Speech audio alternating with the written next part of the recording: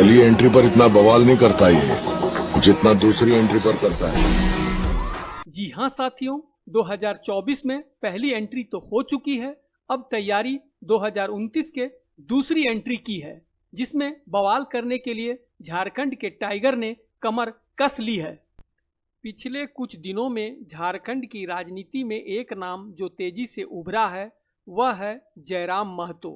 जी हाँ, टाइगर जयराम महतो, जिसने झारखंड की राजनीति में हलचल सी मचा दी है। अगले चुनाव के आने से बहुत पहले एक प्रश्न जो सबके दिमाग में तैर रहा है वह है जयराम महतो से किसे सबसे ज़्यादा खतरा है, बीजेपी, जेएमएम, आजसू या कांग्रेस को। वो कौन सी पार्टी है जिसके लिए जयराम महतो एक तूफान बनकर आए हैं और उनकी राजनीति की दुकान को बंद करने पर तुल गए हैं। जी हाँ, यह एक बड़ा सवाल है जो आजकल झारखंड के राजनीतिक गलियारों में और चौक चौराहों के चाय की दुकानों पर चर्चा का विषय बना हुआ है। क्या यह नाम केवल एक विधायक तक ही सीमित रह जाएगा या आने वाले समय में पूरी राजनीति का गेम बदल सकता है? आज हम बात करेंगे झारखंड के उस चेहरे की जिसने सिस्टम को सीधी चुनौती दी है। जयराम महतो एक ऐसा नाम जो आंदोलन से निकल करके विधानसभा तक पहुंच चुका है। एक ऐसा आवाज जो गरीबों, शोषितों, पीड़ितों के लिए उठता है। जयराम की राजनीति शुरू होती है विस्थापन, 1932 खतियान नीति, स्थानीय युवाओं की बेरोजगारी और भाषा को लेकर अपनी पहचान से। इन मुद्दों ने जयराम महतो को युवाओं के बीच एक लोकप्रिय चेहरा बना दिया है। डुमरी सीट से मिली जीत केवल एक जीत नहीं थी, यह एक इशारा था कि जनता को अगर सही विकल्प मिले तो वो बदलाव चाहती है। बीजेपी, कांग्रेस और जेएमएम की घिसी पिटी राजनीति और भ्रष्टाचार से तंग आ चुकी है। उन्हें बस तलाश है एक ऐसे नए चेहरे और नई पार्टी की जिसकी राजनीति सबसे अलग हो। वो सच में झारखंड का भला चाहती हो, झारखंड का विकास चाहती हो। झारखंड के निर्माण हुए 25 वर्ष बीत चुके हैं। बीजेपी संग आजसू और जेएमएम के साथ कांग्रेस बारी बारी से राज करती आई, मगर झारखंड आज भी जहां था वहीं रह गया। हमारे बड़े बूढ़ों ने कहा था कि झारखंड राज्य बन जाएगा तो विकास होगा, मगर विकास का इंतजार करते करते, उसकी राह तकते तकते वो दुनिया से चले गए। मगर विकास बाबू हैं जो आने का नाम ही नहीं ले रहे हैं। जयराम महतो ने कहा था कि विनोद बाबू कहते थे कि झारखंड तो ले लोगे मगर राज कौन चलाएगा।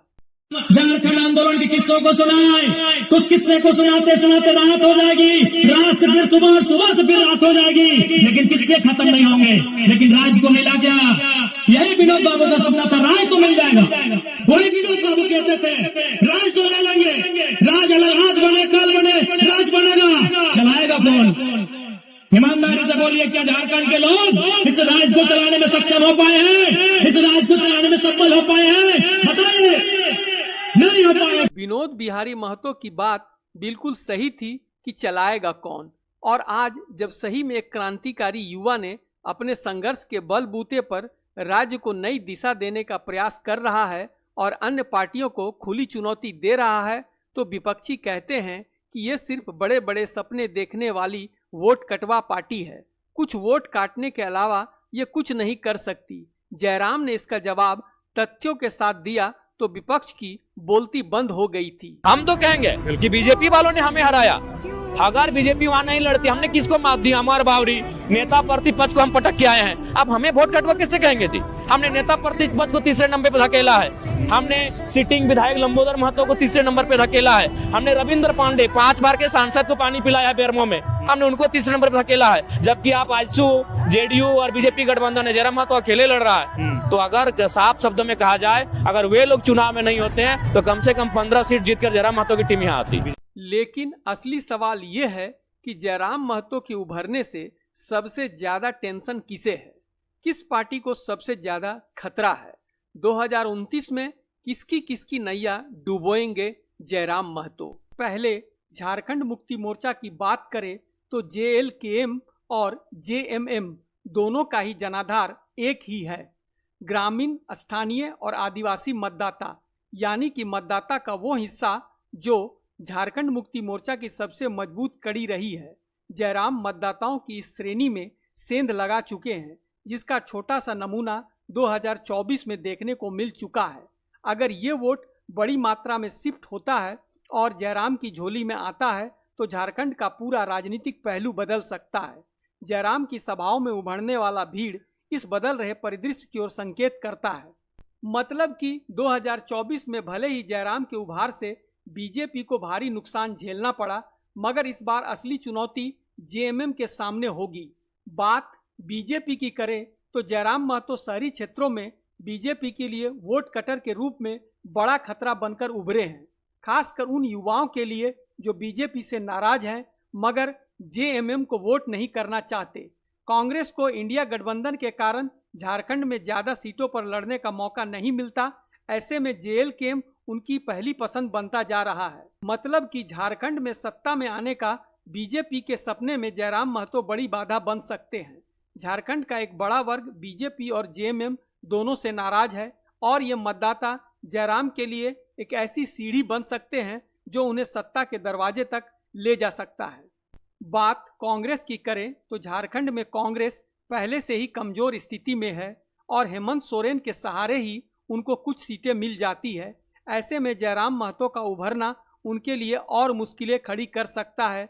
कहीं नौबत ये न आ जाए कि झारखंड से कांग्रेस का वजूद ही खत्म हो जाए। जयराम महतो के मुख्य जनाधार कुर्मी वोटों में जो थोड़ी बहुत सेंध लगाती है वह है सुदेश महतो की आजसू पार्टी, मगर अपने स्थापना से अभी तक 25 वर्षों में आजसू ने कुर्मी समुदाय के लिए कुछ खास करने में असमर्थ रही।